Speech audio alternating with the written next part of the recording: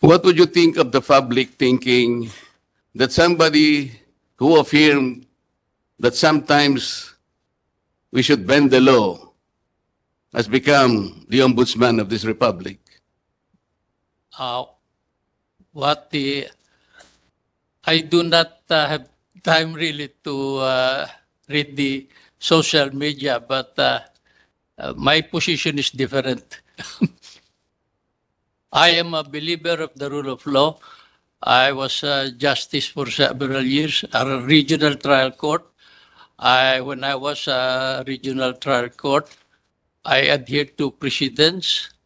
Also, when I was a justice in the Court of Appeals, I adhered to the precedents. When I was in the Supreme Court, whenever I make a ruling, I was very aware that our decisions will be considered as precedents by those following us. So that's my experience being in the judiciary. That's why I believe in the rule of law, Your Honor. And the previous rules of the Judicial and Bar Council, those with pending cases or pending complaints are automatically disqualified. The case in point is that case of then Senator, now Congresswoman Laila de Lima. Because of her pending disbarment case in 2012, she was automatically disqualified. But soon enough, your rules were revised. And because of that, under Section 5 of your revised rules, Paragraph B, those with pending administrative cases or complaints before any court, office, tribunal, or government office, agency, or instrumentality, or before the IBP, or any association, disciplinary committee, or body, when in the determination of the council the complaints are serious or grave as to affect their fitness for nomination, ay disqualified lamang po. But again, kung madidetermine ng council na yung complaints are serious or grave as to affect their fitness for nomination. Ang ibig pong sabihin nito, Justice, if the council feels that the complaints are not serious or grave enough to affect their fitness or nomination, hindi po madi-disqualify yung applicant. Is that correct, sir? With respect to disqualifications, there are automatic disqualifications like if you have been pending cases in criminal cases in the courts. And yes, Justice. Ang sinasabi ko po yung sa Section 5, which says the following are disqualified from being nominated for appointment in any judicial post or the position of ombudsman, deputy ombudsman. Yes, ito pong sinabi ko, pero ang kolatilya po, when in the determination of the council, the complaints are serious or grave. Ibig sabihin po, kung hindi serious at saka hindi grave, hindi po siya madi-disqualify. That's correct, sir? It pertains to the administrative cases po. If it is pending in the ombudsman, an applicant is automatically disqualified. But with respect to the pending administrative cases or complaints before any office, court, tribunal, or any government office, ito po subject to this discretion of each member. Yun ang... Yun nga po ang ibig ko sabihin, Justice. Hindi automatic. Yun nga po. So, ibig sabihin nito dahil nag-file po ng disbarment si Mayor Sebastian Duterte. Yes po. Ibig sabihin po, in the discretion of the council, hindi siya serious or grave enough Tama po ba? Ang what I heard yesterday was the argument that it refers the complaint refers to the same act previously which was in a complaint previously dismissed by the ombudsman or earlier dismissed by the ombudsman. Yun nag-prevail na reason yesterday. I just cannot disclose the members who gave those reasons, but it prevailed yesterday. Yes, sir. This representation, Justice, filed a sworn opposition to the application of Secretary Remulla to the office of the Ombudsman on two grounds. Secretary Remulla publicly announced that he added restitution as requirement to the Witness Protection Program. That requirement does not exist in the law, but he insisted. That justice, to my mind, clearly indicates or demonstrates the lack of required legal acumen as well as adherence to the standards of probity befitting an ombudsman. Second, the Secretary's affirmation of the bending the law constitutes a violation of the Code of Professional Responsibility and Accountability. These two grounds, Mr. Justice, are not enough for the JBC to consider? It's like this. We receive your complaint or your opposition against Secretary Remulla. We considered the reasons, but there were two issues yesterday. First was whether or not he is disqualified. And then doon na pumasok sa, because he was not disqualified, he can be voted upon, pumasok na doon yung consideration of the merits of your complaint. He was not able to get a unanimous vote. Pero hindi ko na masabi ko sino yung mga votante. But they considered the reasons you gave. Your two reasons were very important. We received them, we read them, and we considered them. How did you consider that? How did the council consider the sworn opposition? Ano yun? Nasa weight na ho yun. Nasa weight. Not sa qualification or disqualification, but on the weight na sa voting ng a considered candidate, nandun na sa weight to yun. The members, majority are appointed by the president. They considered that it is, they voted, the majority voted for him, so they did not give it much weight, or the opposition. Mr. Justice, one of the overarching principles that guided the creation of the 1987 Constitution is the desire to promote the rule of law, as is stated in our own preamble. Pag sinabi po nating rule of law, this is the guiding post. When somebody affirms that sometimes we can bend the law,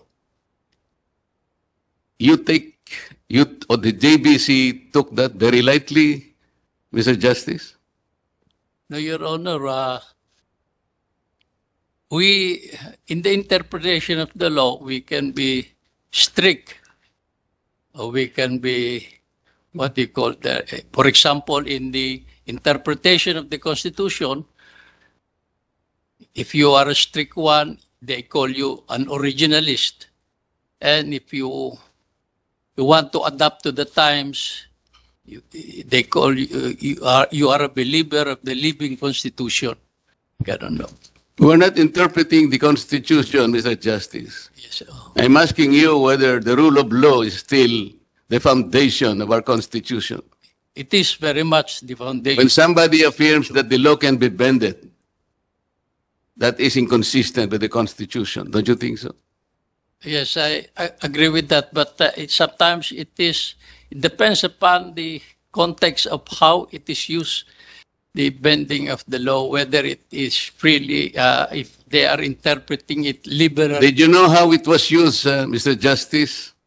Yes, We were discussing Yes, whether Your or not restitution yes, Your Honor. is a requirement for an applicant to be processed under the Witness Protection Program. Yes, yes. And suddenly the Secretary of Justice insisted that one requirement is restitution. It is not there. Aware of that. Yes. And somebody suggested that sometimes the law should be bent. That Yes, was sir. the context, Mr. Justice. I heard it, Your Honor. I saw it on And if you hear it from no less than the Secretary of Justice, abrogating all the cornerstones of our belief in ourselves, in our Constitution, then you still include him as an applicant to the Ombudsman. Somebody who will preside over the lives, the properties and liberties of every citizen of this country. You take light of that. The JBC will take light of that, Mr. Justice. the majority considered it as slight. So the majority The majority. took light of the opposition of a senator of this republic, Mr. Justice. That is a fact, Your Honor. And 6 of them, based on their discretion, the opposition is not worth it. Is that it, Mr. Justice?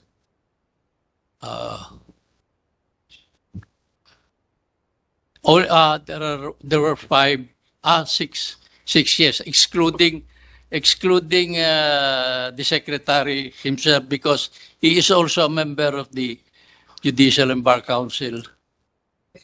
Because of his inclusion in the short list, Mr. Justice, will you favor amending further your rules Yes, Your Honor. We that have- would give a chance that all prospective nominees or applicants to the Ombudsman should already be subjected not to the JBC, but the Commission on Appointments?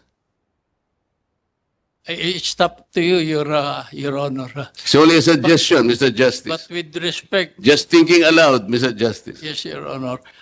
With respect to the JBC, we have set tomorrow up to Friday to review and amend the internal rules of the JBC, considering past incidents. And we are inviting the public to submit their recommendations. So it will be a 3-day workshop to amend the internal rules of the Judicial and Bar Council. What would you think of the public thinking that somebody who affirmed that sometimes we should bend the law has become the ombudsman of this republic?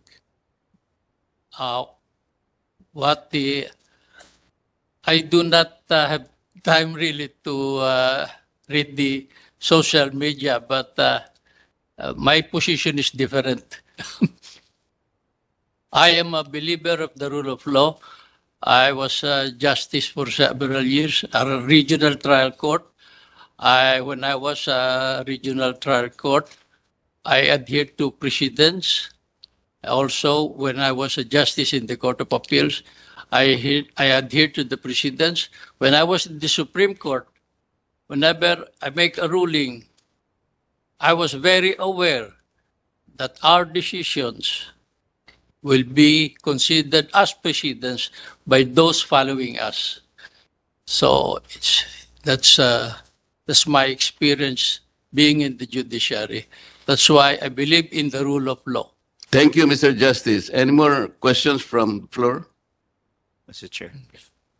Yes, last question from the chair, Justice. Yes, Your Honor. Yan pong mga affiliations like fraternity, sorority, where the applicants belong to, di ba?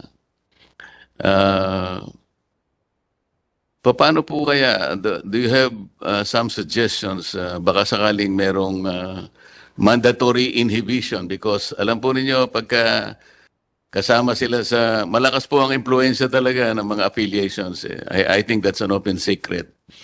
And considering that we are about to, maybe in a few days more, the President will appoint the Ombudsman. Sana yung influence ng affiliation, hindi naman strong. Paano ang inyong, what is your view on this, Mr.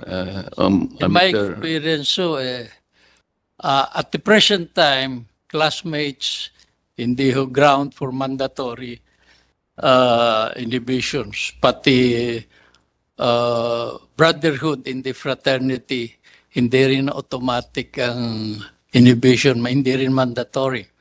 On also membership in for example, Rotary, Lions, hindi rin automatic. So it depends. Kung minsan, yung brothers ang naglalaban sa court. But they should be reviewed. Baka at this time, pwede. Thank you for the answer, Mr. Justice. Any more questions from the floor? If there are no more inquiries and clarifications, Senator Amy. Yes, Mr. Chair. Thank you very much, Senator Marcoleta and Justice Mendoza.